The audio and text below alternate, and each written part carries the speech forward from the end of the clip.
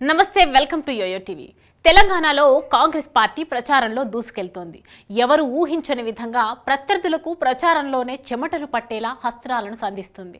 ఈ నేపథ్యంలోనే last round ఎన్నికల ప్రచారం విస్తృతంగా చేయాలని టీపీసీసీ అనుబంధ సంఘాలన్నింటికీ సూచించింది. ఎన్ఎస్యుఐ, మహిళా Congress, youth Congress, NRI self, SC, ST, minority, వికలాంగుల విభాగాలతో పాటు అన్ని కుల సంఘాలు, ఫెడరేషన్లు ఎన్నికల క్యాంపెయిన్ పాల్గొనాలని పేర్కొంది. చివరి 3 రోజుల్లో అన్ని గ్రామాలను చుట్టేయాలని టీపీసీసీ ఆదేశాలిచ్చింది. ఇంటింటికి హాయ్ కాంగ్రెస్ పేరిట ఎన్నికల ప్రచారం జరగాలని నొక్కి చెప్పింది.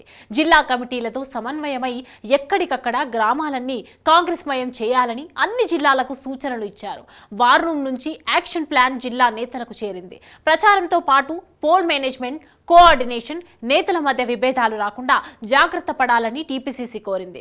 ఇందుకోసం కాంగ్రెస్ పార్టీ అనుబంధ విభాగాలన్నింటినీ జిల్లాకు ఒకరు చొప్పున మానిటరింగ్ చేయాలని స్పష్టం చేసింది. ఇంతకాలం ప్రచారం చేసింది ఒక ఎత్తైతే చివరి 3 రోజుల ప్రచారం సత్ఫలితాలను తీసుకురావడంలో మేలు చేస్తోందని టీపీసీసీ కీలక నేతలు అనుబంధ సంఘాలకు వివరించారు. దీంతో అనుబంధ సంఘాల ముఖ్య నాయకులు రాష్ట్ర వ్యాప్తంగా 17 పార్లమెంట్ సెగ్మెంట్లలో ప్రచారానికి రెడీ అయ్యారు. కుల సంఘాలు, యూత్, రైతులతో మీటింగ్లు నిర్వహిస్తూ కాంగ్రెస్ పార్టీకి మద్దతు కోరనున్నారు. రాష్ట్రంలో 14 సీట్లు పక్కా అని సీఎం నుంచి మంత్రుల వరకు ప్రతిరోజు చెప్తున్నారు. ఇప్పుడు ఈ లక్ష్యాన్ని చేరుకునేందుకు రోజుకో కొత్త స్ట్రాటజీని ఇంప్లిమెంట్ చేయాల్సిన పరిస్థితులు వచ్చాయి.